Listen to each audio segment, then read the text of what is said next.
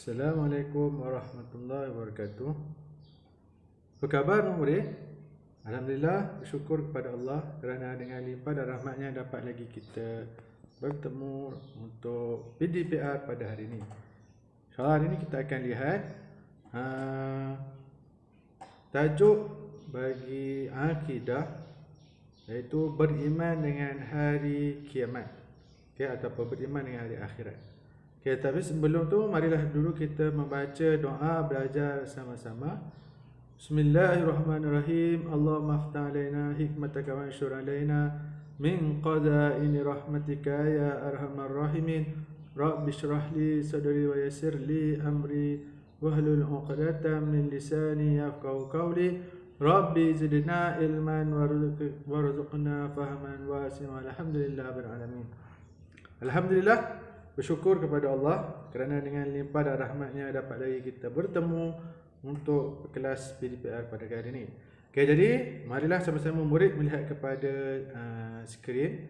Jadi kita akan tengok dahulu apa yang kita nak bincangkan pada hari ini. Hari ini kita nak tengok itu gambar apa? Cuba tengok tu. Ini adalah pandangan indah dunia.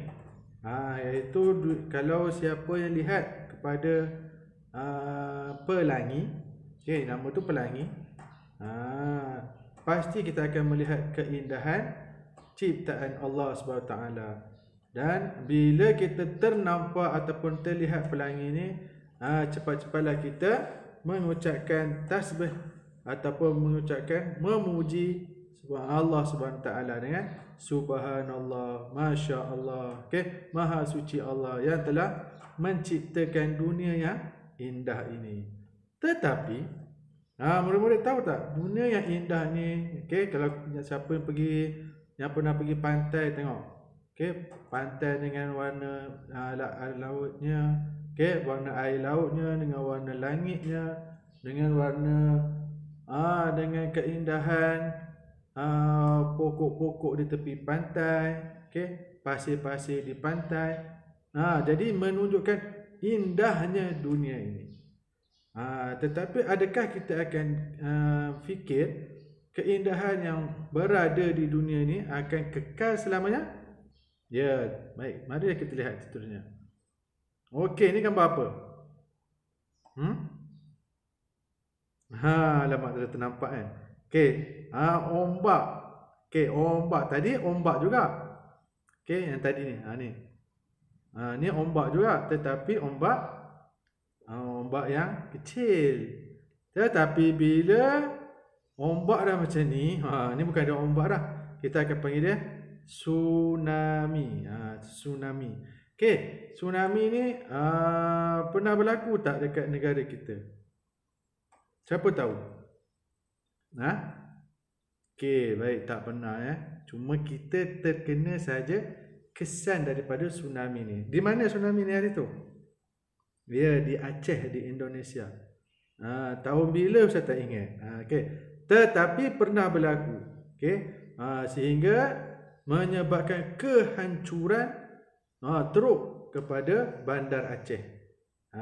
Ini gambaran sajalah. Ombak ada tinggi mana tu, wallahu a'lam, tak tahu dah. Dan juga dunia ni juga Allah ciptakan juga selain daripada tsunami, terdapat gempa bumi. Gempa bumi ni yang bergegar-gegar lah. Kalau kita tengok dalam cerita ke, dalam movie ke, dia ada bergegar-gegar. Jadi gempa bumi ni berlaku. Tetapi di negara kita, alhamdulillah, masih lagi tidak ada. Allah jaga negara kita daripada berlakunya gempa bumi ni. Tetapi di negara lain ada. Contoh negara terdekat kita di Indonesia ada berlaku. Tak silap Ustaz, tahun lepas pun dah berlaku. Kemudian apa lagi yang berlaku? Taufan. Ini semua bencana alam tau. Bencana alam yang boleh membawa kepada kehancuran.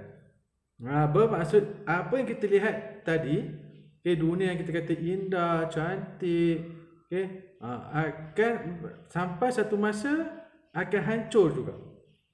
Semua yang kita lihat di sekarang ni Okey, bukit, gunung ganang, bangunan tinggi-tinggi, okey, kereta mewah-mewah, rumah besar-besar, semua akan hancur satu hari nanti. Okey, sebab apa? Semuanya tidak bersifat kekal. Yang kekal hanyalah Allah sahaja. Faham? Lepas tu ustaz, kita manusia macam mana? Ya, manusia juga akan hancur. Hancur tu bermaksud kita akan mati ataupun kita akan meninggal dunia lah. Okay, kita pun tidak akan kekal. Tak ada sesiapa yang akan kekal melainkan Allah. Faham? Okay, jadi ni taufan. Okay, taufan ni kalau kita tengok, dia punya angin tu macam memang menakutkan lah. Faham? Sehingga ada yang boleh menerbangkan atap-atap rumah. Faham? Boleh boleh menumbangkan pokok, macam-macam. Kalau manusia, cepat-cepatlah berlindung sebab tak mampu kita nak melawan angin taufan ni. Okey, di akhir pelajaran ini murid-murid akan dapat menyatakan pengertian beriman kepada hari kiamat, dan kedua menyatakan hukum beriman kepada hari kiamat, dan ketiga dapat menghafaz dalil naqli beriman kepada hari kiamat. Jadi beriman kepada hari kiamat ni wajib kita kena percaya. Tak apa, nanti saya akan tunjuk. Okey, baik. Dan selain itu di akhir nanti juga murid-murid dapat menyebutkan tanda-tanda berlakunya hari kiamat dan juga menyebut nama-nama lain bagi hari kiamat. Okey, pengertian beriman pada hari kiamat. Okey, pengertian ni adalah apa? Okey. Hari kiamat adalah hari akhir bagi alam ini. Pada hari itu semua makhluk dan alam ni akan hancur. Faham? Okey? Dan akan hancur lebur dan musnah dalam sekelip mata. Macam mana Ustaz? Itu kuasa Allah. Faham? Okey? Allah boleh buat hancurnya dunia ni yang kita lihat semua indah-indah yang sekarang berada di depan mata kamu sekarang ni. Okey, apa yang ada kat depan mata? Cuba tengok. Okey, kanan ada apa? Ada meja, ada pintu, ada tingkap, betul? Belah kiri ada pensel, ada buku, betul? Kalau tengok kat luar, ada jalan raya, ada pokok, ada bukit, semua. Semua ni akan hancur dan musnah. Okey. Apabila hari kiamat pula, semuanya akan berlaku dalam sekelip mata. Sekelip ke? Sekejap.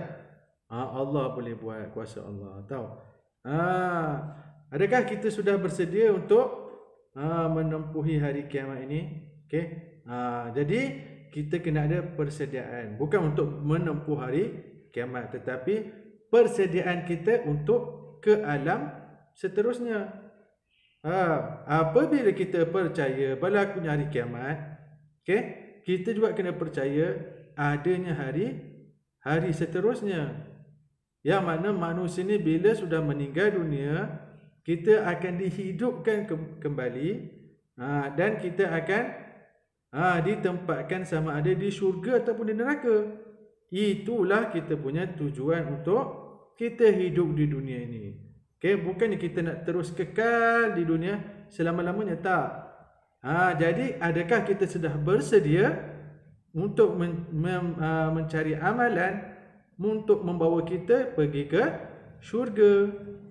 Bukan untuk jadikan kita termasuk dalam orang-orang yang berada di neraka. Itu tak nak.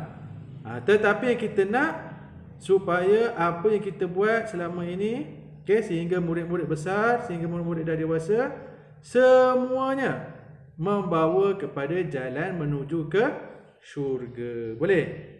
Boleh janji dengan Ustaz nak menjadi macam tu? Okay. Jadi tetapkan dalam hati murid-murid, semoga apa saja yang murid-murid buat menjadi persediaan murid-murid untuk membawa diri kita ke syurga, untuk membawa ayah dan ibu kita ke syurga, untuk membawa keluarga kita, atuk nenek, kawan-kawan, semua masuk dalam syurga. Faham? Itulah tujuan kita. Tak ada yang lain dah, itu sahaja. Okey, baik, kita tengok pula dalil naqli, iaitu berkenaan dengan hari kiamat di dalam surah Al-Zalzalah ayat 1 hingga 8. Okey, okey, surah Al-Zalzalah macam mana? Iza zulzilatil ardu zilzalaha sehinggalah akhir.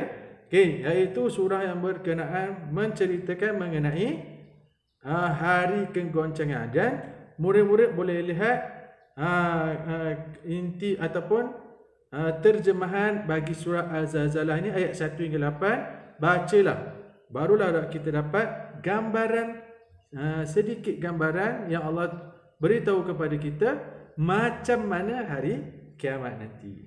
Okey, maksud beriman kepada hari kiamat ialah meyakini bahawa suatu hari nanti akan berlaku kemusnahan dan kehancuran ke atas alam ini. Okey, peringkat hari kiamat ni ada dua. Peringkat pertama iaitu apabila sangkakala yang pertama ditiup oleh malaikat Israfil, hancurlah segala makhluk, alam dan semua kehidupan di dunia ini. Okey, itu bagi sangkakala yang pertama.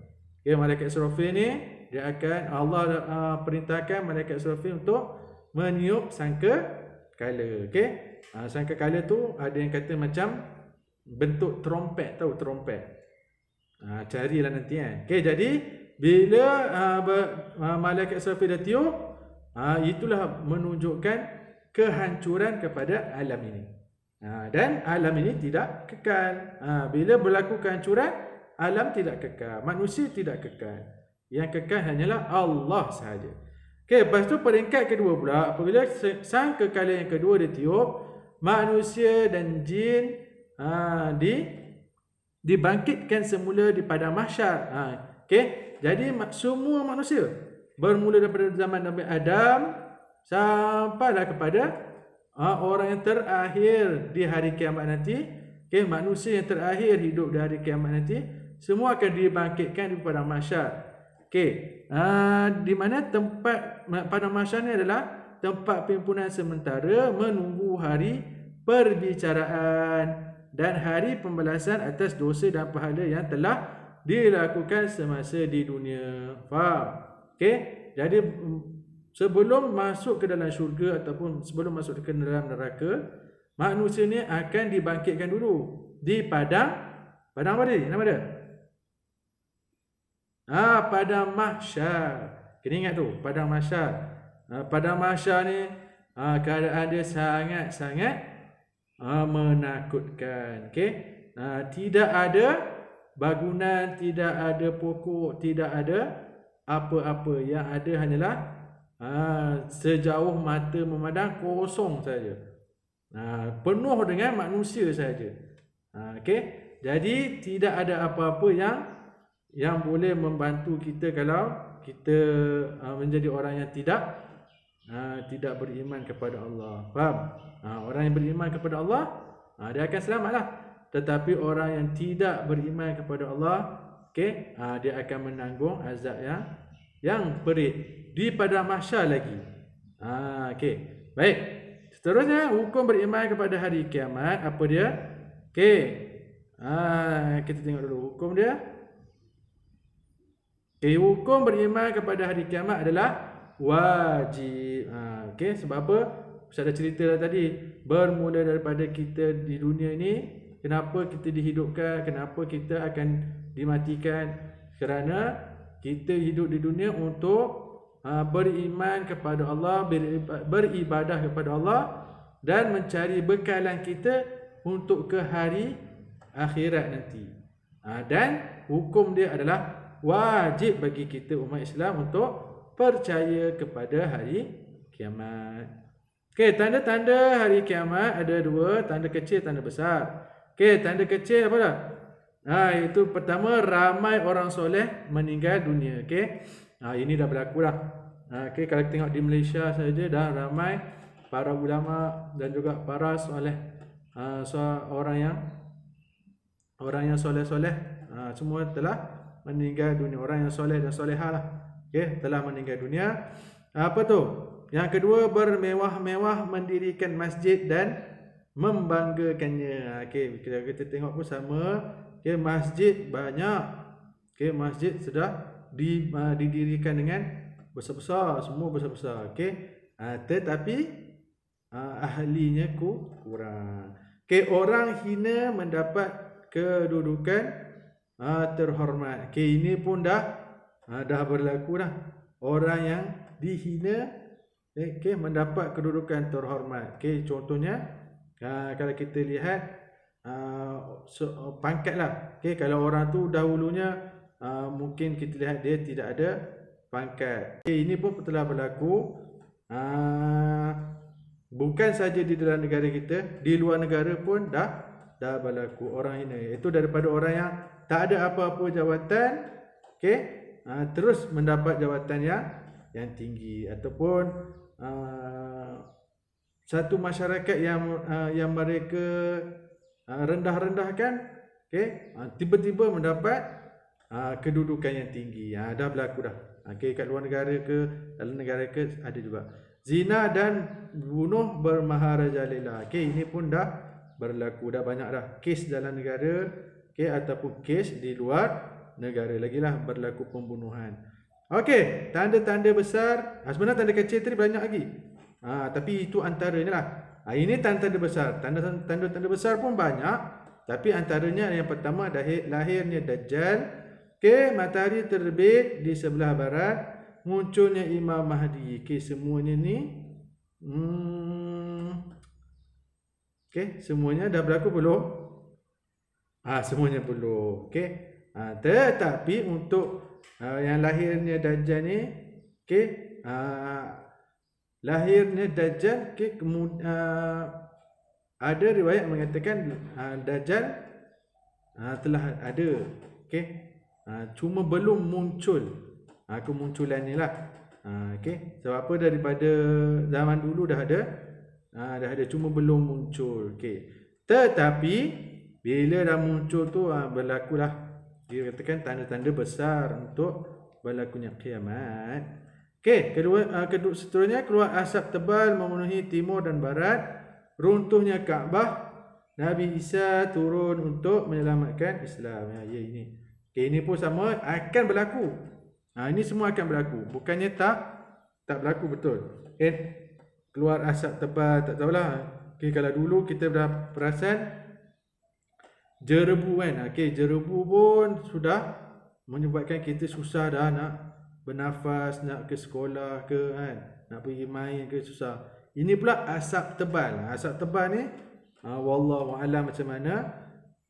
Nampak daripada timur sampai ke barat. Allah lagilah. Okey, memang waktu tu sangat-sangat menakutkan. Okey, dah runtuhnya Kaabah. Ya, Kaabah yang kita menjadi kiblat pada orang Islam akhirnya runtuh, dan Nabi Isa yang Allah Allah perintahkan Nabi Isa untuk turun menyelamatkan agama Islam. Okey, sebab berlakunya kiamat yang pertama, tanda keadilan Allah. Okey, tanda keadilan Allah. Okey, Allah menciptakan sesuatu, dan Allah juga boleh menghancurkan sesuatu. Okey, hidup di dunia ini hanyalah sementara, hanya kehidupan di akhirat sahaja yang kekal abadi. Ya, betul. Okey, ini sebab berlakunya kiamat. Supaya manusia, Allah nak manusia jangan fikir di dunia saja yang mereka akan terus hidup. Rupanya di akhirat nanti yang kita nak terus hidup. Menunjukkan kebesaran dan kekuasaan Allah. Okey. Terusnya sikit lagi nama-nama hari kiamat. Okey, antaranya ialah Yaumul Hisab, hari perhitungan, Yaumul Qari'ah, hari keributan, Yaumul Sa'ah, hari masa, Yaumul Akhirat, hari akhir dunia, Yaumul Jaza, hari pembalasan dan juga perbicaraan. Ya, inilah semua nama-nama hari kiamat. Oh, ada lagi. Okey, Yaumul Ba'ts, iaitu hari kebangkitan, Yaumul Hash, hari perhimpunan, Yaumul Zalzalah, hari kegoncangan, Yaumul Ghasyah, hari huru-hara, Yaumul Waqi'ah, hari kejadian. Okey, janji Allah Subhanahu Wa Taala adalah benar dan akan berlaku. Tiada yang akan terlepas daripada pandangan Allah SWT. Okay, jadi hikmah kita beriman ialah menjadikan seorang sentiasa beringat daripada membuat dosa, menjadikan seseorang juga mempunyai keimanan yang teguh dan berakhlak mulia, menjadikan seorang taat, melakukan perintah Allah dan meninggalkan segala larangannya. Okey, jadi ni latihan tidak apa dah. Okey, jadi itu sahaja. Ustaz harap murid-murid dapat faham macam mana kita sebagai seorang Islam, sebagai seorang Muslim yang akan berdepan dengan hari kiamat nanti. Okey, jadi buatlah persediaan awal. Okey, buatlah baik setiap masa. Semoga apa yang kita pelajari menjadi bekalan kita sehingga ke akhirat nanti. Okey, jadi itu sahaja. Wabillahi taufiq wa hidayah. Assalamualaikum warahmatullahi wabarakatuh.